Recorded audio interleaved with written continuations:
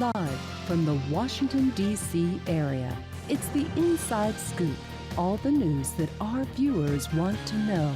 Now, here's the host. Welcome to the Inside Scoop. I'm your host tonight, Marcus Simon. We're coming to you from Northern Virginia, just outside Washington, D.C. I am a first-time host for this program. I've been a guest on the Inside Scoop several times and had the opportunity to work with the folks backstage. But this is my first time sitting in the host's chair. So I hope you guys will bear with me as I do my best to try and ask the questions and listen to the answers and not be the one who does all the talking. So for those of you that know me well, that will probably be my biggest struggle this evening. But to make it easy for me, I have two excellent guests to talk about today's topic. So today we're going to be talking about elections in Virginia and how they work, and more particularly, the 2020 presidential election that we just went through in Virginia. So we'll talk a little bit about what went well, what could have gone better, and what we think we'll do differently in the future. We'll talk a little bit about some of the numbers and the record number of people that showed up to be heard, and all the different ways that they had to be heard this election. And so to help me do that and sort of tell you how we got where we are, I've got two guests. The first is my good friend Tram Nguyen. Tram is with the New Virginia Majority. And so Tram is the co-executive director of New Virginia Majority. And since joining NVM in 2008, she's led several nonpartisan civic engagement campaigns to reach out to over 3 million voters in Virginia, educating and mobilizing them on social and economic justice issues, working with key partners. Tram anchors the Expanding Democracy initiatives throughout the state. Recently, she's had success in increasing access to the ballot for formerly incarcerated individuals. Her advocacy work on democracy, criminal justice, healthcare access, and economic opportunity allows her to explore the intersections of social, racial, environmental, and economic justice. So welcome, Tram. We're also joined by Jessica Bowman. Jessica is the Deputy Commissioner of the Department of Elections, and she served in that role since 2018. Prior to joining the Department of Elections, Jessica worked as a government relations manager at Williams Mullen Law Firm in Richmond. Before joining Williams Mullen, Jessica served as a chief of staff in the House of Delegates. And I like to tell everybody that if you really want to have a bright and successful career in Virginia government, the best place to get started is as a chief of staff or legislative aide in the Virginia House of Delegates, because that's where I got my start, working as a legislative aide for the late Jim Scott, my predecessor in office. And prior to that, Jessica served as a campaign consultant in the Hampton Roads region, so she knows all about voter outreach and canvassing and so forth that way. She's a Carroll County, Virginia native, and she earned her BS in political science from Virginia's own Christopher Newport University, where she graduated cum laude. She's very impressive.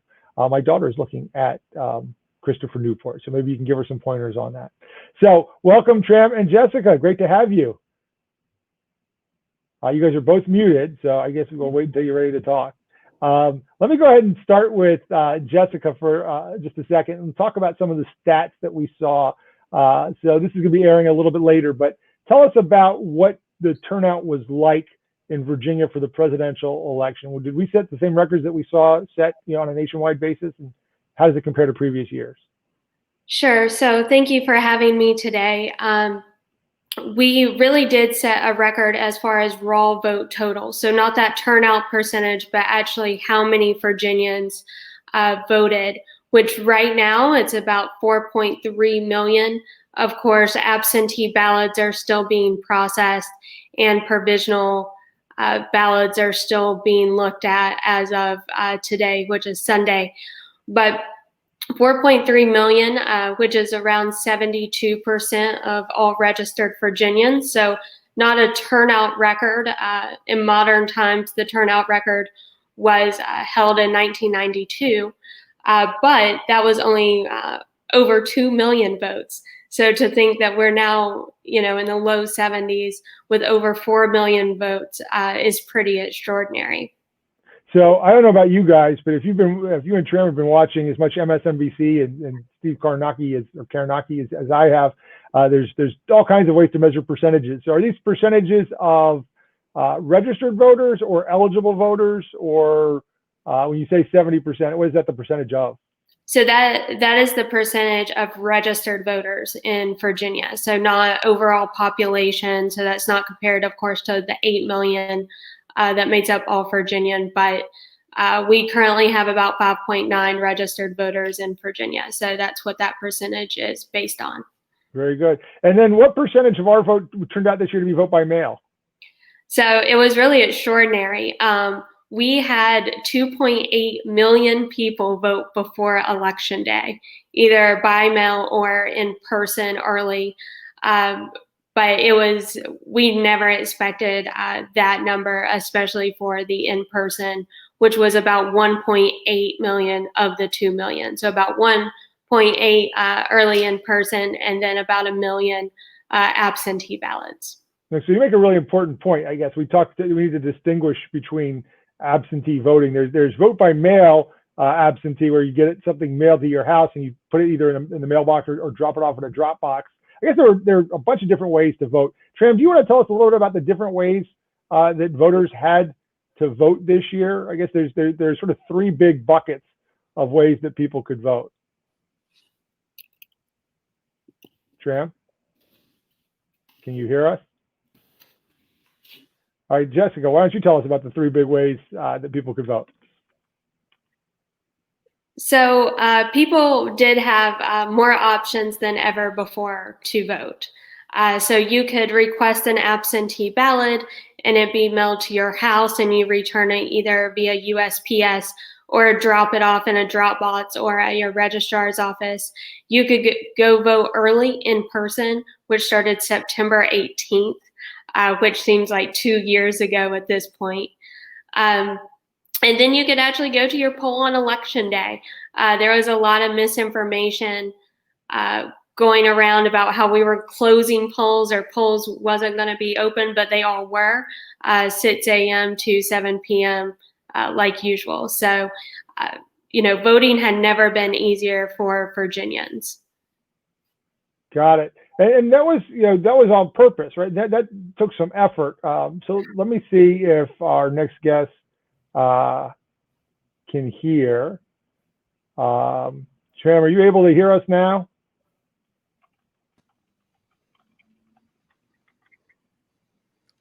So Tram is having some difficulty hearing us. So, but I do have another way to make sure she hears the question. So I'm going to ask Tram, what steps did we take to maximize people's options for voting?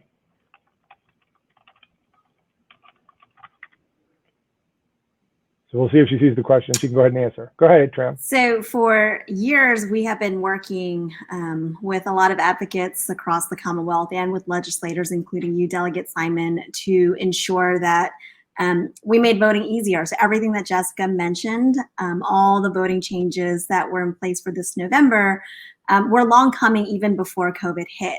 And it's been really heartening to see Virginia move from being 49th in the state for voting access to 12th after this year's General Assembly session. And when we think about why we needed to expand access to voting, it's because a lot of these barriers were put in place and had a disproportionate impact on certain communities, particularly communities of color, disenfranchised communities, folks who have had felony convictions who needed to get their rights restored, for young people, for new Americans who need assistance to even just understand all the voting changes. And so for the past several years, our organization and a number of our partner organizations have been doing a lot of that voter education and going into communities and letting people know all the different ways they can vote, but more importantly, why it matters. Why it's so important for all of us, no matter who we are, where we come from, our zip code, that we are making our voices heard in our democracy. Our government will only be truly reflective of the people that it's supposed to represent if we all have a say in the system. And so that means knocking on doors, or in this case, this year, not so much knocking on doors because of COVID, but there were folks that went out, including our organization, that at least provided literature on the doors. We phone banked people, we texted people, we sent out mailers, ran big digital campaigns. I have learned to use many more applications than I've ever known before, just so that we could meet people where they are, right? Some voters have preferred methods of communication, some constituencies and some communities. And so I think at the end of the day, it's about organizing folks, identifying with them and meeting them where they are. And that led to maybe not record turnout from a percentage standpoint, but millions of Virginians being able to cast their ballot this year and making their voice heard. So, Tram, you're telling me that the turnout we saw, Jessica talked a little bit about how we had a record turnout as far as the volume and the number of people, but that's not something that happens over days or weeks or even months. That's, as you were just saying, something that's a years-long process.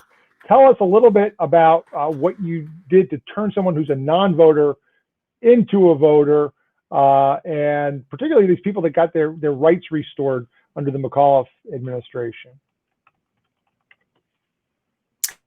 Yes, I would change that for here in Virginia. Groups have been building this infrastructure and engaging voters for years. One of the states that in Kentucky, we have elections every year. So we are constantly talking to people about what matters. I think it's really important that, especially when we think about expanding the electorate, my organization, when we think about a swing voter, we're not thinking about those swing voters that are already voting in every election cycle, or people that are sort of in, you're trying to swing from one ideology to another. We're talking about swinging voters from being a non-voter, sitting on the sidelines, to becoming a part of the democratic process, right? And in many ways, that means, like I said before, meeting people where they are, letting them understand and know and feel that their vote actually matters, and that they should have a say in our government. And that means developing trusting relationships with people. It means creating political homes for people where they feel seen and heard, where there's an alignment of values that they can, look around them and say, hey, yeah, these are my people. And together, collectively, we can make a difference if we actually turn out and do that work. For folks that, when I think about, for example, people who had their rights restored, whether recently or throughout the years, for many of them, they are voting for the first time, or they're the first voters in their family for generations.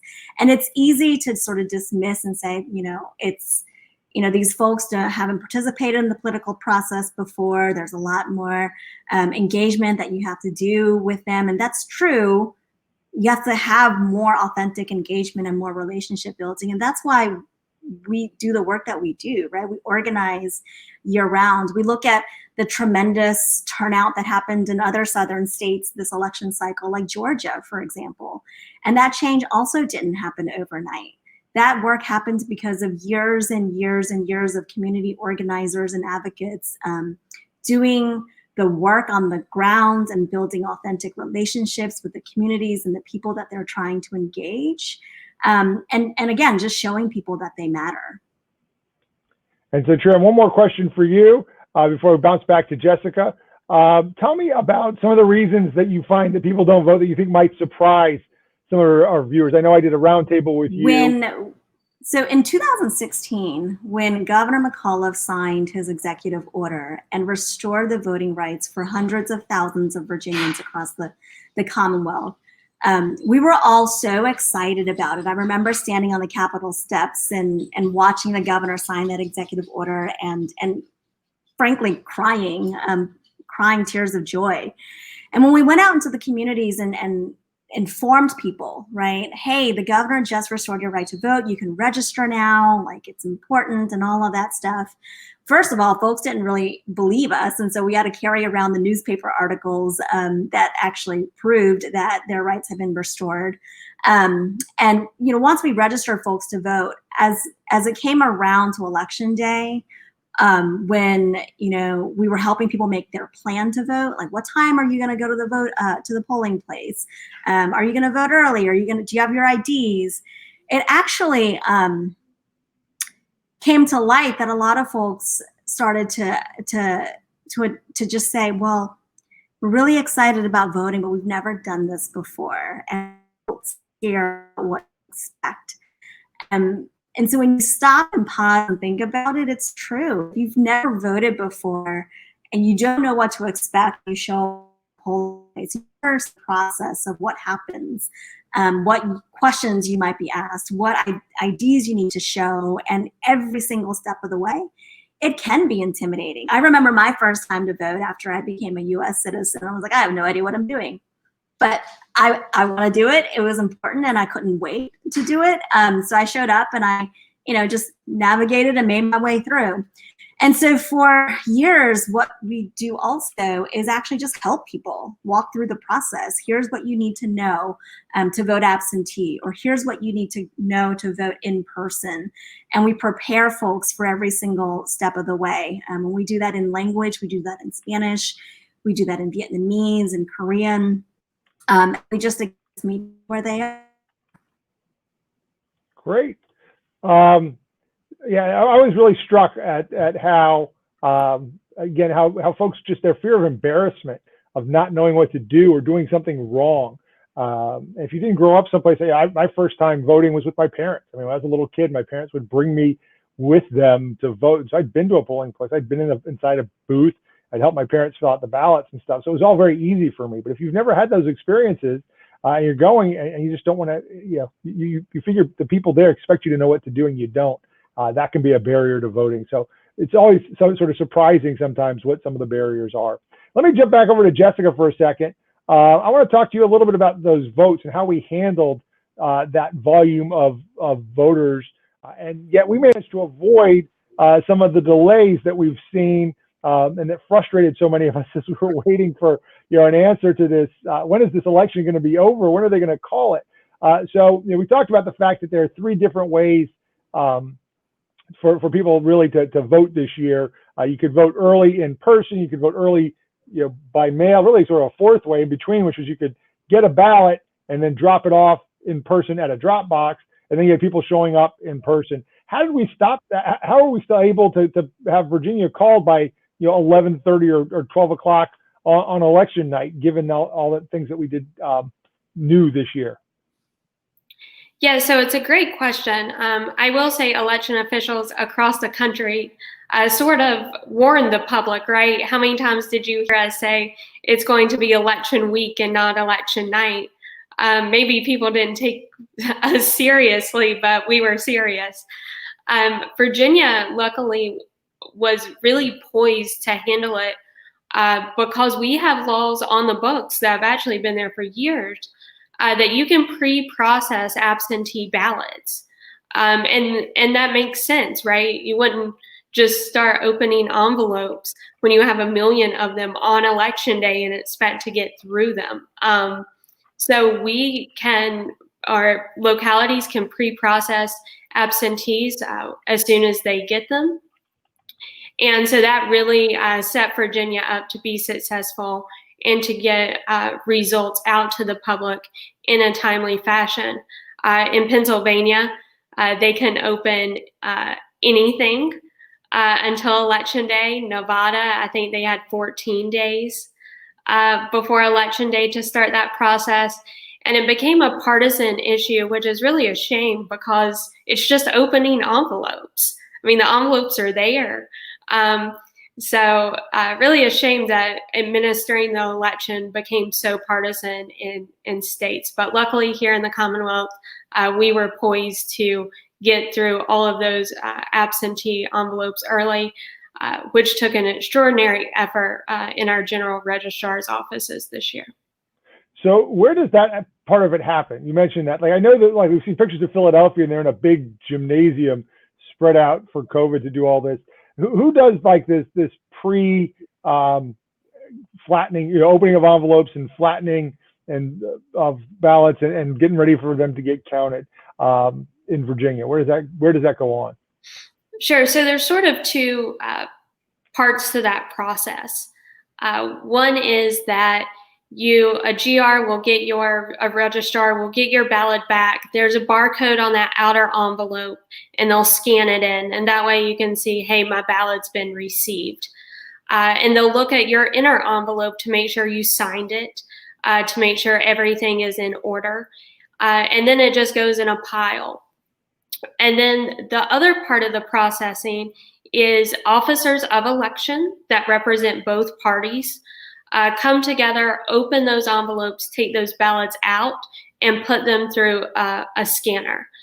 Observers can be there for that process.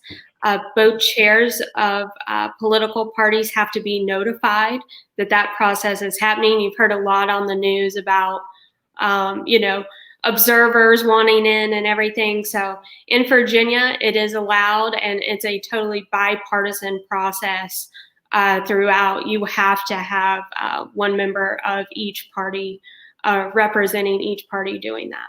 So what happens though if so let's say they somebody gets it, the barcode comes in and they say, okay, your ballot's been received, and you go online and see that that's been tracked. You're like, yay. And then you get a phone call from the registrar's office because something's wrong. Tell us a little bit about what we did differently this year. What have you always been able to do, and what, if anything, did we do differently this year for that?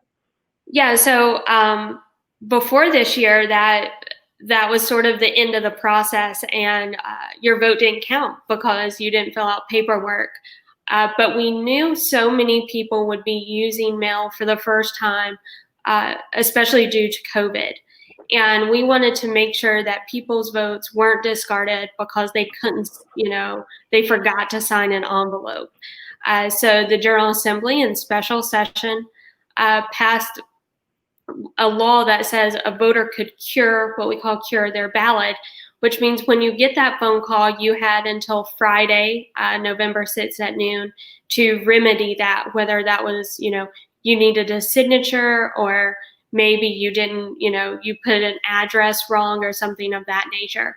So it really allowed for people that may not have voted by mail before the opportunity to get it right, because that is so important that votes are not discarded simply because someone forgets to sign an envelope. Sure. Yeah, I remember that was important to us, knowing that because of the pandemic, and this is one of the things to remember too. I know, again, we're an instant gratification culture, and everybody's anxious to get results immediately. But we're trying to conduct this whole thing in a pandemic. And so again, you're trying to keep the workers safe, the people that are doing the counting safe. And again, you had just a bunch of new people. I've heard on the news a lot of people saying, hey, be patient with these election workers. They're not used to processing this many mail-in ballots. But I think it's also important that we have voters that aren't used to filling them out, right? And it's not that straightforward a process. And so I think it was really important that we had the opportunity to cure. Do you have any idea? Do we have any stats yet, or just anecdotal evidence about how many ballots needed to be cured in Virginia? We do not have that statistic yet. Look forward to getting it, how many people took advantage of that opportunity to actually cure their ballot. And I'm sure the General Assembly will, maybe make that a permanent change in 2021 and see really how to streamline that process, and to Tram's point, to educate people, hey, answer the phone, right? Hey, this email is not a fake email. We got some of that as well, saying, oh, I don't think this is real. So look forward to seeing how that process worked, as it was, the first time we did that in Virginia. Yeah. And so, Tram, do you, the ability to cure, was that an important initiative for you guys? Is that something that MVM had worked hard to make sure happened? And did you guys have any role in making sure people understood or knew they had a right to cure their ballot? Oh, she still can't hear me. Oh, well, I know it was worth giving her a shot. We'll see after the break. We're getting close to our break. We'll see if we can get her going after the break. So, the drop boxes, that was something that was new this year too. Tell us a little bit about the drop boxes, Jessica, and how they worked, and what we did to make sure that they were sort of secure. We heard some speculation as there was a debate about whether or not to do them, that they might be vandalized, or votes would be dumped in there or pulled out. So what did we do to stop that from happening? And how do you think that went? Sure. So I think that is a success story, and people being creative in COVID times with USPS issues as we saw over the summer. So the Department of Elections, we put together several pages of security standards and procedures that drop boxes must have in order to be, outside. Those included 24-hour camera surveillance. It included that they had to, be collected at least once a day. The people collecting them had to wear like a badge that says like, I'm a ballot collector. So, it's not just some random person trying to break into the box. We had, everything from phone numbers posted on the boxes if someone saw something wrong, weatherproofing, almost anything, you can really, really think of. And, some people would say that may have more security than normal USPS boxes, right? So really big success story in people dropping off. We saw tens of thousands of Virginians use that option. And also being able to drop your ballot back at your polling place for procrastinators that wanted to wait till the last minute. That was also new in Virginia. Of course, that's when, the counting of absentee ballots is actually still going on. It will be concluded by the time this show airs, but those take a little bit of time, but really a great, great strides in Virginia to be able to return those ballots and have voters feel confident that their ballot got delivered. Got it. Yeah, I would watch some people that were bringing their absentee ballot envelopes on election day as I was working the polls, and I was directing to the right door, like, you can skip the line. There's the drop box is just over through that door, and so people were able to do that. We'll talk a little bit about provisional ballots when we come back after the break. I want to talk because we've heard a lot about that again too.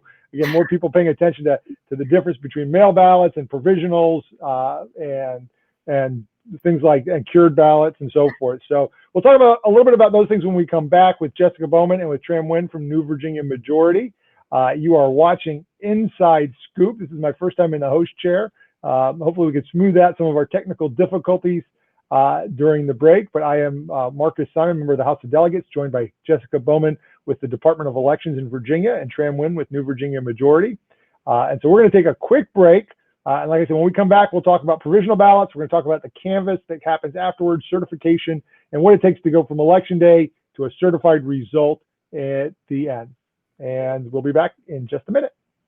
Even though there is so much against us, you will see me wearing a face covering. And even with my face covered, you will see me as a son, as a friend to everyone I meet, as a fighter for change, as a woman who stands up for what I believe in. So join me in wearing a face covering to help stop the spread of the coronavirus. Because this is one small act of kindness that has the power to bring us all together.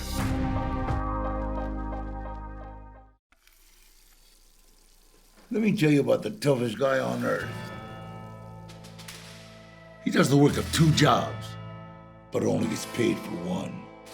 He's tough enough to feed the man that gave him a lifetime of nourishment. He has the crazy strength to lift the man that raised him up without even flinching. That's right, no employee of the month bonus check here. This guy, no. This warrior will always be by his father's side, even if his dad will hardly remember. Good luck finding a gym to train for that. If this guy isn't the toughest guy on the planet, then I don't know who is. Caregiving is tougher than tough. Find the care guides you need at aarp.org/caregiving. America, land of the free. It's at the core of who we are. Freedom. The freedom to live without fear, to drive through all 50 states, to sleep safely in our own beds, the freedom to jog where we please, to watch birds in the park, to wear a hoodie. The freedom to breathe. Before we celebrate the freedom most Americans have, we must fight for the freedom all Americans deserve. Because no matter your religion, gender, disability, age, race, all lives can't matter until Black Lives Matter.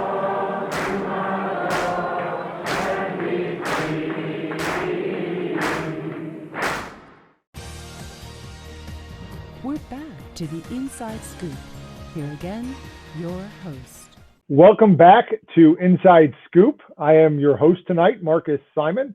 I am in the host chair, and I'm joined by my two guests, Tram Nguyen of New Virginia Majority and Jessica Bowman, who is with the Department of Elections. And we're talking about the election that we just conducted in Virginia for the presidential election with record turnout.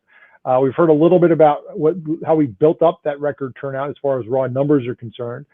We talked with Jessica a little bit about how we handled that record turnout technically and how we made sure that everything went smoothly as far as the count's concerned. I'm going to take a second, though, and Jessica will let you off the hook on this particular question because I know you're a nonpartisan, just an elections official. But Tram, we've heard a little bit about the results in Virginia. And Virginia went overwhelmingly for Joe Biden. I think there was a pretty significant margin there. And Mark Warner won, but we had some tight congressional races. And even though we continue to have a 7-4 margin as far as our congressional district is, one of our Virginia Congress people made some national news for her sort of hot take on how the election went. From your perspective, for somebody who works again at the intersection of economic and social justice and health and so forth, how do you think the turnout went? What do you think of the electorate that showed up? And what do you think that we ought to be doing in the future to make sure we keep people engaged in the process? Yeah, no, I think that's a great question. I think it's a very important question because it's not only a conversation that's happening here in Virginia, but I think it's happening across the country. And for the last week, we've heard in national news and pundits sort of talk about like what is the mandate coming out of this election, right? Like what is the new president elect? Like what is the Biden administration going to be prioritizing? What is the new Congress going to have to prioritize? And I would just say that record turnout happened not only in Virginia, but across the country. And voters overwhelmingly showed up despite efforts from many, many people to suppress the vote, to make it harder for people to vote. Maybe not so here in Virginia, but across the country, people were trying to get folks to stay home, right? Whether systemically through their voting procedures and their voting laws, or since that wasn't the case here, through fear tactics, right? And fear mongering. We saw that not only this election cycle, but in 2017, in 2018, and in 2019, right? Where certain folks, certain candidates were trying to instill fear in the electorate to get people to either stay home or to energize their base. And I think that voters, just by sheer numbers, right, showed up to say, we reject that. We want a new country, a new Virginia that keeps us moving forward, that we want the ability to walk in the streets and to leave our homes without fear of being attacked. Immigrant families being able to not have to worry about being torn apart. Black and brown people walking the streets without being attacked or in fear of their lives. Frontline and essential workers knowing that, when they show up to work, that, we all stand behind them and want to keep them safe and taken care of. That when you get sick, especially because we're in a pandemic, that you will get the health care that you need, right? These are very strong and clear messages that I think voters across the country sent. And I think when we think about, evaluating the outcome of an election and the analysis and who turned out to vote and who didn't turn out to vote and who people need to respond to, et cetera, I think it's clear that, voters have said we reject what has happened in the last 4 years. We reject Trumpism and we want to move the country forward. As for folks who, make this election about how close their margin of victory was, and how when we think about the next election, how we have to change up our tactics and strategies so that it's not as close. That's about centering those candidates and those elected officials, right? It's about how I can win as a candidate. And I think that as elected representatives, we need to be centering the people. When we are if you are elected, right, into office, what is your mandate? It's about making this Commonwealth in this country a better place for our constituents. It's not about whether or not I get reelected or not. I think about Tom Perriello, for example. He was he represented, when he was in Congress, a very conservative district. And when it came to voting for the Affordable Care Act, he knew that by voting for it, he could jeopardize his reelection, but he did it anyway because it was the right thing to do.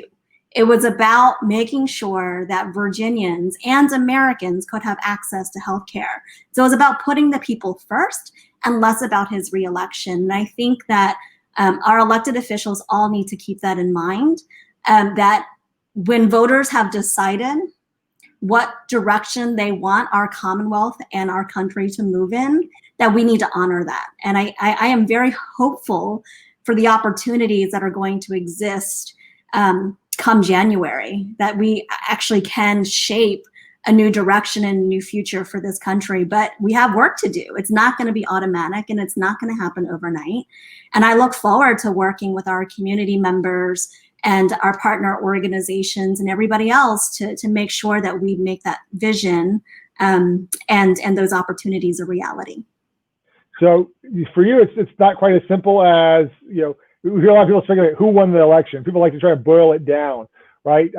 It was suburban women, or it was Black women won the election for us, or it's the Latinx community that finally turned out in big numbers for us. Is that too simple of a way to analyze this, you think?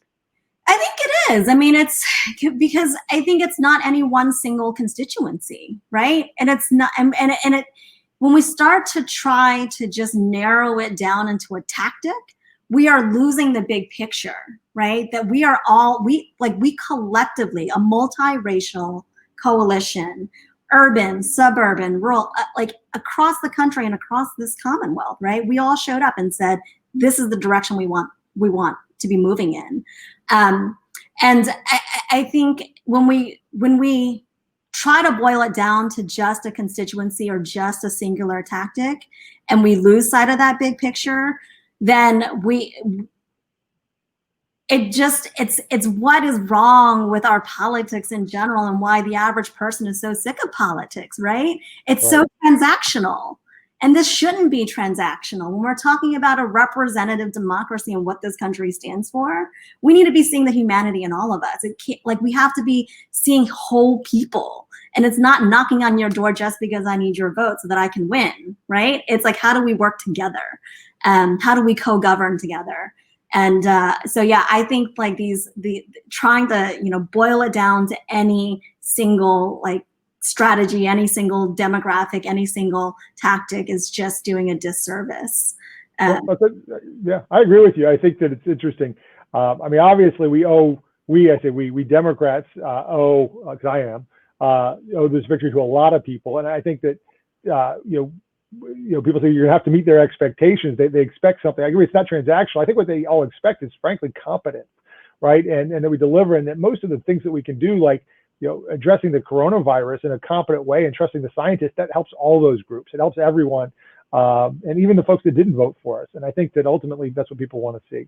Let me bring Jessica, both of you guys, back on to react a little bit, because as I was saying that Democrats, Democrats have been anxious for this result to get called. On the other side of the aisle, you've got some Republicans saying, not so fast, this thing's not over, right? And there's a long way to go in this process. And well, some of the claims about fraud and irregularities, I think, are completely unfounded. They're not wrong in that it's not over yet, right? And that election day is the casting of the ballots is a big part of the process. And not really election day, as we talked about earlier, election 45 days, which I like to call election season, that happens starting on September 18th, right, this year. But that part of the process is over, and the ballots have been counted, at least initially. Jessica, tell us what happens next in Virginia, and Tram, tell us what you're kind of looking for in that process and what we should be looking for. But let's start with Jessica. Sure. So in Virginia, our process has changed a bit because a new legislation was passed before COVID, actually, to accept mail-in ballots till Friday at noon after Election Day if it had been postmarked on Election Day or beforehand. So you're hearing that a lot in the news, and that occurs in Virginia too for the first time this year. So in past years, the election is, all the ballots are counted, everything on election night, and then electoral boards go back and they kind of double check everything. They go back through those tapes. They consider provisional ballots, all of that, because at the end of the day, results on election night are unofficial. They are not official until they are certified by local electoral boards and then the State Board of Elections for big races or statewide races. So it is a long process afterward. It takes a week for locals to do it. And then on the state level, it takes us another week. Sometimes on election night, and we've seen this, people are tired. Like, they've been up since, 4 a.m., 3 a.m. This year, you did have election season. So people were working, 100-hour weeks. And so sometimes, when you're typing in that result, you might type a 2 instead of a 3 or an extra 0. And of course, that just changes everything on a display side. So want to make sure that everything was typed in correctly. And once again, considering those provisional ballots, which we had around 20,000, a little over in the Commonwealth, considering all of those and see if those are eligible to count toward the totals. So speaking of provisionals, Tram, do you guys help voters who may have had to cast a provisional ballot to figure out what's wrong with their ballot and help them get through the rest of the process? Because usually if there's a provisional ballot that's been cast, the voter has to do something, not always, but sometimes the voter has to do something to help make the provisional ballot work. So Tram, can you hear me first? I'm not sure she can. So Jessica, tell me a little bit about, what causes a provisional ballot to happen, and what kind of things would cause them to have to cast the provisional ballot, and then what steps it takes for those provisional ballots to be counted. Sure. So people can get a provisional ballot for a number of reasons. It used to be the case before this year that not having a photo ID would be a very popular reason to get a provisional ballot, and then you would have to provide a photo ID by Friday at noon after Election Day. This year, we saw a lot of reasons for people getting provisional ballots because they had requested an absentee ballot. And then they showed up to the polls on Election Day and maybe they had lost their ballot. We had someone, their dog actually ate their ballot. That sounds like facetious, but it actually happened. And those people get a provisional ballot just to ensure their absentee ballot does not come in or hasn't come in, because of course we know it's illegal to vote twice. No matter who says that you should try to vote twice, it is illegal to vote twice. So that provisional ballot gives that part of security. Another reason, if for some reason you're not on the poll book, etc. So voters do need to take action depending on why they got a provisional ballot. And, we really actually expected a higher number of them this year with absentee. So only having 20,000 or so across the country is really good. Yeah, it's not too bad. I think we may have some audio difficulties with Tram, so I'm going to stick with you for another question or two. So the provisional ballots, once they're sort of dealt with and adjudicated and cured, then what's the step? So do you guys, what happens at the state level? Do the registrars send their stuff to you, and then what do you do, if anything? You guys don't actually double check the tapes physically, look at things at the state level, do you? What happens? What's the next sort of step in the process? Yeah, so localities will send us what we call an abstract that kind of lays out everything that happened in, once again, statewide races, General Assembly races, congressional, this year presidential. And we go back through our voter registration database to make sure all of those numbers match up. Once again, doing math, especially if you had multiple machines, doing a lot of processing absentee voting, or if you had two machines in a polling place because it was really busy. When you do those type of things, it's literally just math. We've seen a lot of people do math on TV the past couple of days, and you're adding things together. So the state, we double check all of those numbers before the election is certified. Got it. All right, I'm going to try and ask Tram a question again here and see, because again, this one's a little more political than maybe you feel comfortable answering, Jessica. So we'll give this one to Tram. And my question for Tram is, if we can put, but when we get her on, is why do you think the Republicans are so worried about fraud? We've heard from Jessica about all the steps that we take to match everything up and make sure the data is good. Why are everybody talking about fraud and specifically in places like Detroit and Philadelphia?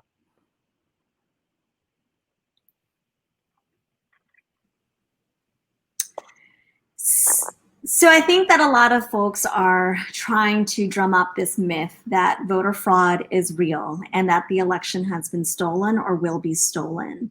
And in part because they know that when every ballot gets counted and when the dust settles, that they have lost the election, that the voters have already chosen and decided. I saw a tweet, I think it was yesterday, that mentioned that Hans von Spakovsky even mentioned or commented about how, we need to temper this rhetoric around voter fraud, and some of the claims are really wild. And here you have somebody who has been talking about voter fraud for years and has been sort of on the front lines of a lot of the voter suppression efforts across the country, who's now saying, wait a minute, some of these claims are actually quite wild. So I think at the end of the day, this election was not stolen. Voter fraud is not rampant. It is not a thing that exists right now in this country. Elections aren't stolen. And I think the reality is when we count every vote and we allow every American to cast their ballot without any unnecessary or arbitrary barriers, we actually get a true reflection of what this country is, and the direction that it wants to move in. And I think, again, it's just out of fear, right? When you're losing, you're trying to do everything you can to make sure that the public's on your side, or that you can instill some sort of fear out that, and it just doesn't exist, right? These lawsuits that have been filed over the past couple of days, if you actually look at the filings, again, it's not based on anything substantive. So again, I think when every ballot finally gets counted, which it should, because every vote should be counted, like our democracy depends on that. And so when each and every single ballot gets counted, we will see that the election results are valid and that we have ushered in a new presidency. So my next question, Tram, was what was the thing that worried you most going into the election, and how did it actually turn out?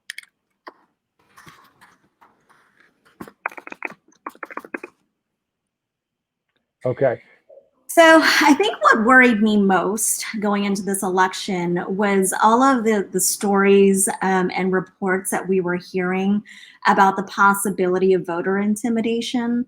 In any other election year, I would also worry about making sure that all of our voters could cast a ballot and had information. But since we streamlined it and made it so much more accessible, voter suppression in Virginia this year, in my mind, was really centered around external factors, right? Folks that were showing up to polling places to intimidate people who are trying to exercise their right to vote.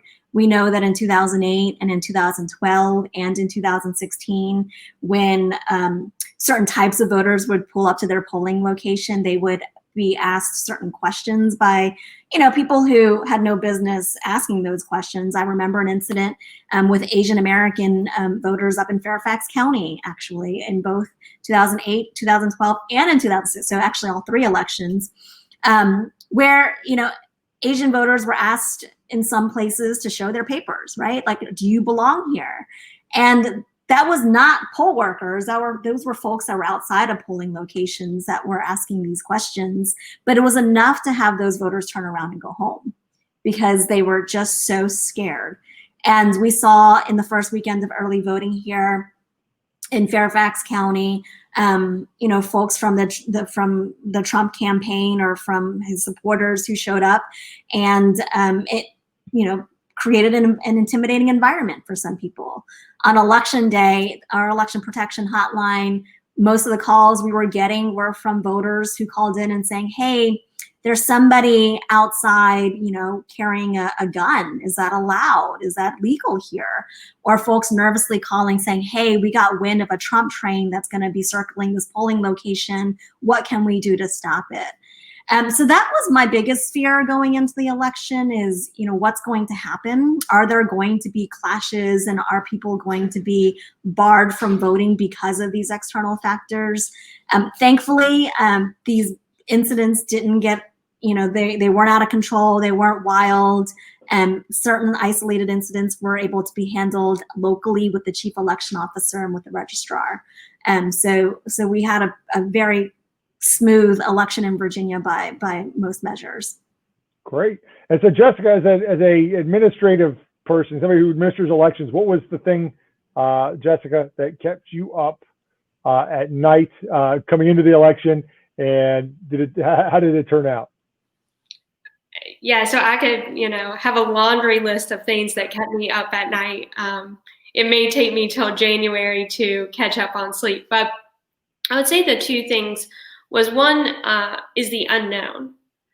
We had never, had early voting in Virginia, never had no excuse absentee voting in Virginia. And, your first go around being one of the biggest presidential elections ever, that go big or go home, I guess, right? So we had no idea. We had no idea how many people would request mail ballots, how many people would show up on election day, how many people would show up before election day. So really trying to prepare for all of it and help localities prepare for it, but not knowing what you're preparing for was really, really tough. The second thing is COVID-19. People had to work in offices. Elections are essential too. So making sure those people were safe and healthy, because some of these election offices are ran by 2 people, right? So what happens when one gets exposed and everyone has to quarantine? Making plans for that, getting new poll workers. A lot of poll workers that usually work the polls, they were in that age range that COVID-19 can be really deadly. So we had over 20,000 Virginians sign up to work the polls, which was just great. But they've also never done it before. So it really turned out well. I could not ask for a better election day, but the unknown of a new electoral system, basically, in one of the biggest turnouts, is pretty amazing to watch. Gotcha. So, and Jessica, before we go back to Tram, just in a couple minutes, what would you like to see us continue to do that we did this year in elections going forward? If we can give me that, like maybe 2 minutes or so. Sure. I think the legislation passed during the special session, even though, I'm not sure I would love election law to change 2 weeks before early voting starts. I don't think that should become a tradition in Virginia. But, a lot of those things that were passed, such as drop boxes, I think that's pretty easy, right? I mean, have a box, you can drop it off if you don't want to put it in USPS. People being able to cure their ballots, when something messes up. I know local registrars would tell you nothing has broken their heart more when someone, they had to disregard a ballot because someone didn't sign the envelope or something like that. So really common sense measures, I think should stay in place. I also think, we need to think about what localities need if we're going to have election season. 45 days of early voting every year is a lot. And, if you see mail increase, some of these localities have really old ballot scanners. And it's like, watching something from like 1985 where it's like, zzz, and, that's how you don't get election results on election night because it takes that long. So I think we may have to look at what localities really need and give them the tools to do what the public is expecting them to do. Got it. More resources. It's always the ask. All right. So Tram, if you could change one thing about Virginia election law, what would it be? So that's a question. One thing I'd like to change for the next election. I would say I think we need to codify the changes that were made during the special session of the General Assembly. I know that a lot of it was in place because of COVID and they were emergency measures, but the cure process, the drop box locations, we need to take a look at how do we actually make those fixes more permanent, taking a look at emergency voting more clearly. But then big picture, I think the biggest thing that we need to do in Virginia when it comes to voting access to get us to higher up in that #1 slot in the country is to establish the constitutional right to vote. We disenfranchise Virginians for making mistakes in their life. And I think that should be changed more permanently. So there's a lot of stuff, that you delegates see me all the time in P&E committee, and I will be there again. And so we rise to the top in terms of voting access. But there's a list. I've got a list. Very good. Well, I want to thank my guests today, Jessica Bowman from the Department of Elections and Tram Nguyen with New Virginia Majority. I think you guys helped us shed a lot of light on what went well. And frankly, most things, it sounds like, went pretty well for Virginia elections. I know there was some consternation at the beginning of the process with the length of the lines for in-person early voting. But, folks it wasn't like that was the last chance they had to vote. We did have an election season this year. I think that we can make permanent a lot of the things that we did to make the voting experience better. And I'm with you, Tram, 100% on making sure that we get everyone in Virginia has the right to vote.